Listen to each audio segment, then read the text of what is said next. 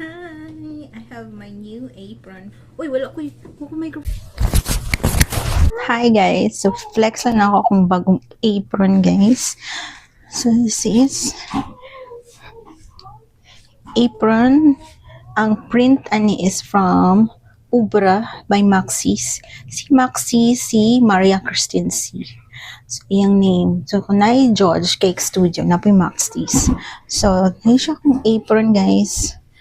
Nako yung katong blue nga apron, katong denim, kuanto siya ready-made. So, ganun ko ato. Ganun siya. Guys, kani customized na apron, guys. Ang apron is isa kong mother bells. Isa kong mother earth. Because my mother is a mananahi, guys. From Saudi Arabia. Gitahi isa kong mama ang apron kay Disney Princess man eh. So, ditahin ko sa kong mama og apron na nga daghan kayo, and then gipaprintahan ako siya kay Ate Tin. Siya po nagprint ato akong old na na apron kaning asa kong blue apron. So bali duha kong uniform. So that's what I'm telling about branding is life. So atong apron, because this is our daily or uniform na to diri sa kitchen, so natay apron. And then isa pa ka apron. So kani daghan po din siya, like 5 at 3 upat, basta nakalimot na ko. Because dugay ta makalaba o grabe. Kalas kay kong apron guys.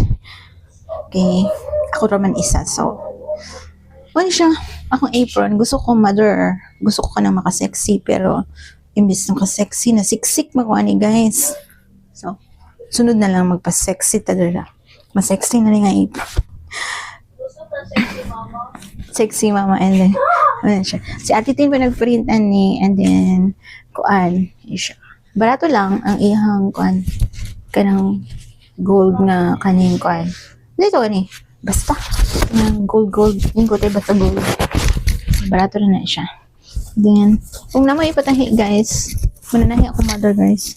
Kabalo siya manahi og gowns, gowns, dresses, curtains, bedsheet, and everything. Ang 14 years sa Saudi is gowns and kanang mga curtains. Tapos meron na siya. So, mara to, giflex na ako akong bagong uniform. Tapos, tugay na kain ako ni gihatag Ate Tin na last year pa yata. Last year? Basta, bago pa ako naglipat diri na anak ko yung apron nga gipabuhat sa akong mother earth, tapos hantod ron. Karong ba dito na asikas.